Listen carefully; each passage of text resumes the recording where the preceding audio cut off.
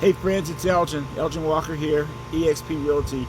And for those of you that are looking at this on YouTube, please remember to subscribe and hit the like button. It really helps the channel out, helps the content get out a little bit better. And anyway, you know what to do with that. So I did that little video, really the one I did yesterday. We were talking about where the market is at for buyers, right? So now I want to specifically talk about sellers right now. So to anyone that is thinking about putting their home on the market or considering selling, a couple of things I want you to be aware of. The first one is the real estate market has not crashed. It has not crashed.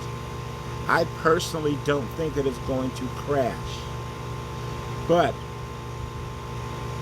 it is going to take more time for the sellers' homes to sell than it has previously. Right now it's going to take longer. It's going to take longer because there are less buyers right now with the ability to purchase or are a little nervous about purchasing. The ability part is because of the interest rates going up, and that's a little volatile. The nervous is because with the economics that are going on between the stock market and people losing lots of money in their 401ks, the interest rates going up, gas prices higher, meat, milk, bacon, everything is high right now, right? It has people a little bit concerned, it has people a little bit nervous, particularly on the first time buyers end. And you know, we had rates earlier this year that were still in the low threes, some high twos. So the rates jumped over 6% a couple of weeks ago. Right now they're a little under 6, you know, it seems to be on the average. But I mean, they pretty much doubled. The rates have pretty much doubled in a 3 to 4 month period. Let's just go to January, since January of 2022. That's a lot of people. If you look at what a sales price is, say $500,000, and a mortgage of like $475, $450 on that $500,000 purchase, man, it's a lot of money. You do the math on that and you'll see what I'm talking about. So sellers, here's the deal. Number one, you do need to quote unquote price your home correctly. And what do I mean by price your home correctly? See, up till 3 or 4 months ago, which is amazing how fast this is happening, but up to 3 or 4 months ago, you could price your home either at what the last sale was, at maybe what a property was pending, and probably not only get the price, get a little bit more, maybe get into a bidding war, overbids, appraisal contingencies removed, as-is condition, all of that. As we speak right now, for the majority of properties, that market's gone. That market's gone. That ship has sailed on. The only way you're going to get into a situation like that, which is not necessarily bad, is that we have to price it aggressively. Not badly, but just aggressively.